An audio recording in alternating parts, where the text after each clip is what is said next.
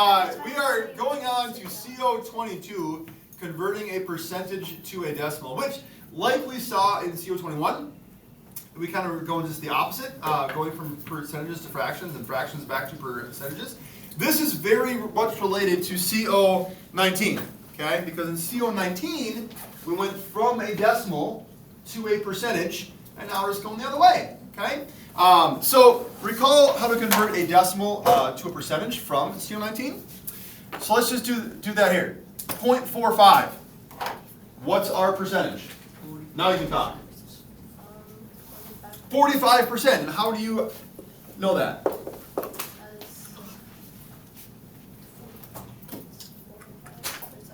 Okay. Mathematically, why is 0.45 the same thing as 45%? Just how it works. What's another way to read 0.45? 45 what? 45 hundredths, right? So it goes out to the hundredths place. So 45 hundredths, 45 out of 100, 45%. Okay? 0.22, 22 hundredths, 22 out of 100, 22%. Okay? What is 0.4? 40%. 1.36. Cam? 136%. 0.18. 18%. 0.06. 6%. Right? So now going the other way, because 59% literally means 59 out of 100, or 59 hundredths, or 0.59. 59%, 0.59. We've seen here why 0.59 equals 59%. It works the other way too. 59 out of 100, 59 hundredths, and we get 0.59. 110%, 110 out of 100, 110 hundredths, 1.10. How do you know that this is going to be a 1 here rather than a 0? What about this percentage tells you that you'll have a whole instead of a 0? Claire? So it's just a decimal? Yes, we're going from a percentage to a decimal today. And my question is, how do you know when you'll have a whole out in front here, like 1.10 versus 0.59 there? Yeah, Claire. Or not Claire. Ava.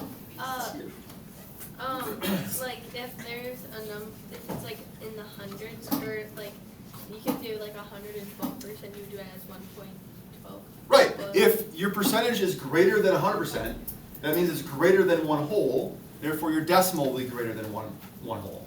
Okay. And that's basically all there is to it.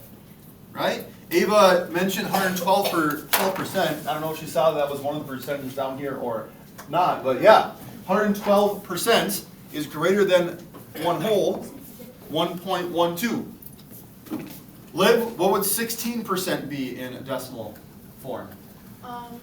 16 out of 100, 16 hundredths. Not 1.16, 0.16. Okay, 16% is less than 100%, so it'll be less than a whole. 2%. Marina, what would 2% be in decimal form? 0.02. Right? Don't forget that single digit percent has to go to hundredths place, because it means 2 out of 100, and so we fill in that 10th place with a 0. So that's what you're doing for the conversion piece. And then the review at the bottom, I give you a value. You have to write it, now that we've done all the conversions, you need to write the other two forms. Just making sure you haven't thrown up. I'm writing the struggle bus. I have a breakfast sandwich, 2 V8s in me, and now I'm putting this inside my belly as well. Do you want the garbage can up there? I have one behind my desk, but thank you. So the other two forms as well, okay?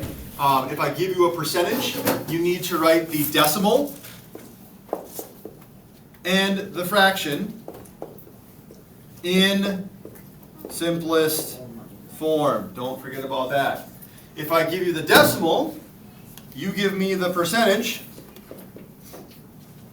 and the fraction in simplest form. If I give you the fraction, you give me the percentage and the decimal. So the other two forms of the one that I give you. Yes?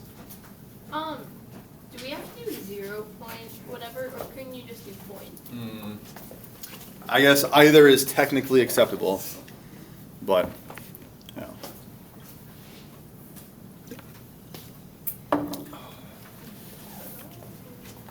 Questions on this? Okay, this is due on Monday. That's all I have. That's how you math. Don't forget to like and subscribe.